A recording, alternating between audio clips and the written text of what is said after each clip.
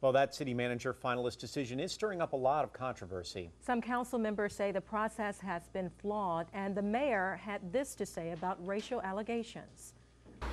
Until today, we said we would let the process work. Now that the white candidate has been eliminated, all of a sudden, it's an issue. Well, joining us now is political activist Michael Gaster and Reverend Matthew Southall Brown Sr. from St. John Baptist Church. And good evening to both of you gentlemen. Thanks for being with us. Thank you. All right, Pastor Brown, we'll start with you. The mayor calls it like he sees it. Was he justified yesterday? Yes, I think the mayor was justified on yesterday. The process, some are calling flawed. However, the mayor might have made a mistake when he tried to open up the process to get the public or the community input. Because as you know, heretofore, the appointing of a city manager came through the mayor and the council. And it is unfortunate now that this controversy has started. Okay, well, Michael, you started a Facebook group called Step Down Mr. Mayor with the idea. Is it the racial issue that you have a problem with? Is it the process? What exactly spurred you on to do this? Well, it's a combination of years of this administration. Reverend Brown had mentioned opening up to the public. Well, yesterday I went to the workshop at City Hall, and first thing the mayor says is calling for executive session, and he says, and I paraphrase, "We can play this game or not, I don't really care."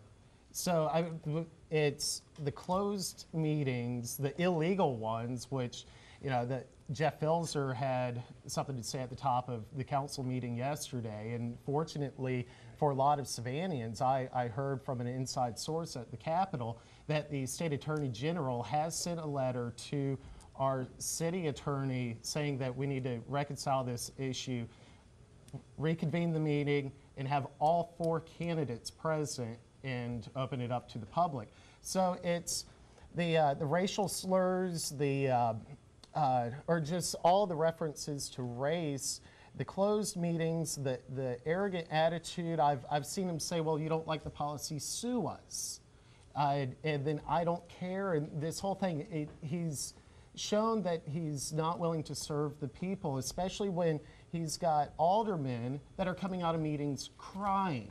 You know, our 4th district, she was so upset, and she even said that it's the worst she's seen in over a decade. We've got our 6th district alderman saying that he's being yelled at and called a racist by another alderman. This is not a pleasant situation, and it all amounts to poor leadership.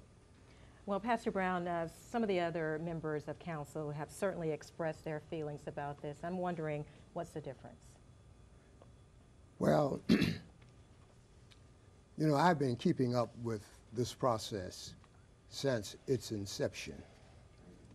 And I think that one of the problems that we are facing in this community as it relates to the appointing of a city manager is that there are some people who are refusing to understand that there are changes that are taking place now in this community.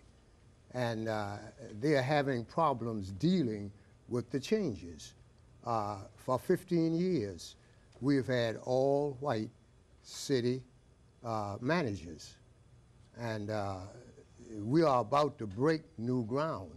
And that is appointing first a female, a black female. And I really think that that's part of the problem, that there are changes coming, and there are people who do not want to accept the changes. Well, very, very quickly, Michael, just to let you come back, is this the timing, particularly considering the mayor is going to leave office in 9 months anyways, isn't this sort of too little too late in this case? Well, the timing in that he's leaving, I think this gives him good opportunity to railroad certain policies. As Mr. Brown had mentioned, changes taking place and part of the problem. The problem is we need a qualified person. We don't necessarily need to grandstand on the fact that we've appointed a white person, an Indian person, a black person, a female, a male. This is about qualifications, and here we've got someone who is qualified, but the problem is her economic policy is flawed. She has issues with meeting city charter, and actually has operated for 9 months out of compliance. We have compliance issues here. We need someone who understands compliance, who understands the economic state of this community, and is willing to move forward in a business-like manner. Certainly, Michael, Yeah. I'm going to have to cut you Oh, off I'm right sorry. here. We could debate for days, Yeah, and yeah. I'm unfortunately, sorry. back and forth. No, you're fine. We'd so like we to appreciate continue it, this so. conversation, and I'm sure there's a whole lot more, Pastor Brown, that you'd like to say as well. Yeah, it certainly is. Because, you know, whose fault is it that the female candidate came in without bonding? Whose fault is that? Still a lot of That's unanswered certainly questions. not her fault. Definitely, a lot of I unanswered agree. questions. So we thank both of you, Pastor Brown and also Michael Gaster. Thanks so much for Okay. being with us this afternoon and sharing your thoughts on this issue. Thank you.